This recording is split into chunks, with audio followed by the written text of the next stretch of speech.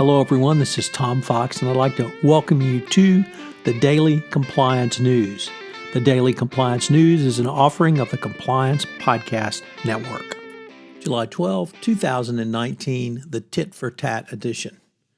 First up, from the Financial Times, the U.S. government has lessened or eased the sanctions on Huawei, saying it would grant licenses to U.S. companies that want to sell technology to Huawei as long as the sales didn't put national security at risk. In other words, the U.S. government recognized finally that the ban on selling to Huawei hurt American companies as much or more than it hurt Huawei, so they trumped up this reason, no pun intended, to sell to Huawei to lessen the burden on U.S. companies. They really should think through these things before they do them. Next up, from Francine McKenna over at MarketWatch. She took a look at Uber receiving more scrutiny from the Securities and Exchange Commission than Lyft during the IPO process.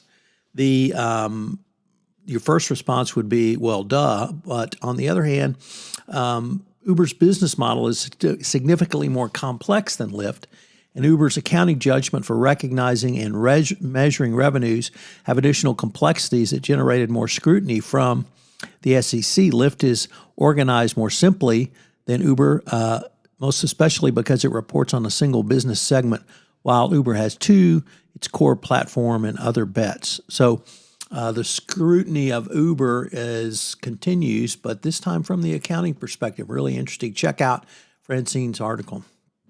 And then today's title story is the tit-for-tat.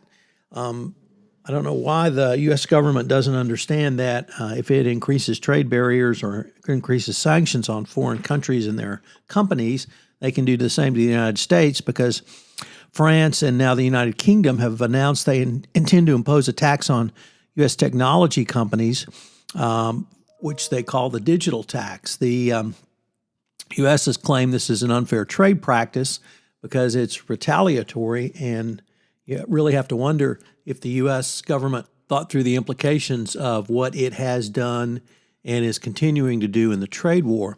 This tax, however, is proposed 3% tax on revenues earned by digital service providers in their service provisions to French users. Obviously, it targets Facebook, Google, Amazon, and others. French officials expect the annual tax bill to bring in over 500 million euros, or just over 563 million. This really should not be a surprise, but it's going to be a continued burden on U.S. companies.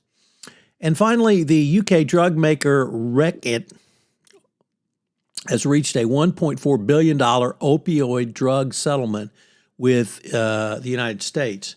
It's a U.K. consumer goods company whose products include things as far away from opioids as Lysol cleaner to Durex condoms, and it struck a deal with the DOJ and the FTC to probe long-running sales into Suboxone, which is the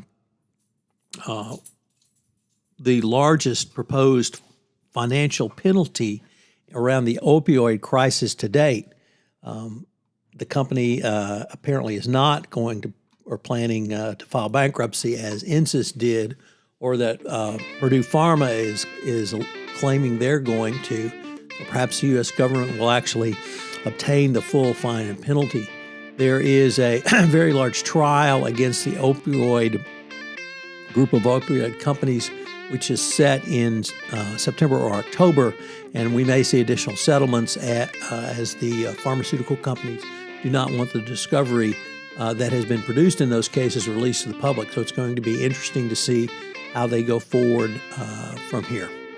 Finally, a new podcast has appeared on the Compliance Podcast Network, The Integrity Factor, with AP Calpaldo and Marcia Weldon. Check it out on the Compliance Podcast Network. The Compliance Podcast Network is a proud member of C-Suite Radio.